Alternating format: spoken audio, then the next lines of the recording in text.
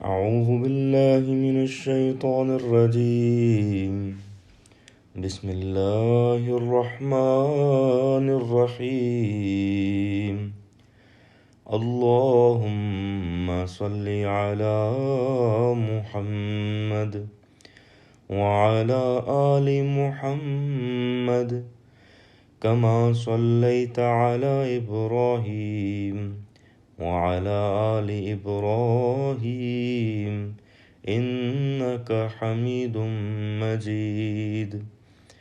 اللهم بارك على محمد وعلى آل محمد كما باركت على إبراهيم وعلى آل إبراهيم إنك حميد مجید۔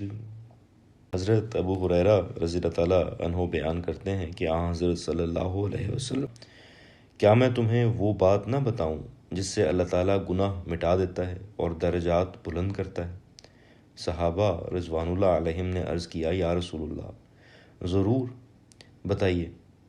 آپ صلی اللہ علیہ وسلم نے فرمایا، سردی وغیرہ کی وجہ سے دل نہ چاہنے کے باوجود خوب اچھی طرح وضو کرنا، اور مسجد میں دور سے چل کر آنا، اور ایک نماز کے بعد دوسری نماز کا انتظار کرنا، یہ بھی ایک قسم کا رباط یعنی سرحد پر چھاؤنی قائم کرنے کی طرح ہے۔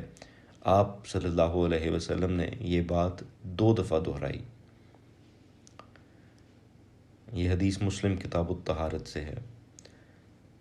حضرت ابو ہریرہ رضی اللہ تعالیٰ عنہ بیان کرتے ہیں کہ رسول اللہ صلی اللہ علیہ وسلم نے فرمایا، جس شخص نے اپنے گھر سے وضو کیا پھر وہ اللہ کے گھر یعنی مسجد کی طرف گیا تو نماز ادا کرے، تو مسجد کی طرف جاتے ہوئے جتنے قدم اس نے اٹھائے ان میں سے اس کے ایک قدم سے اگر ایک گناہ معاف ہوگا تو دوسرے قدم سے اس کا ایک درجہ بلند ہوگا، یعنی ہر قدم پر اسے ثواب ملے گا۔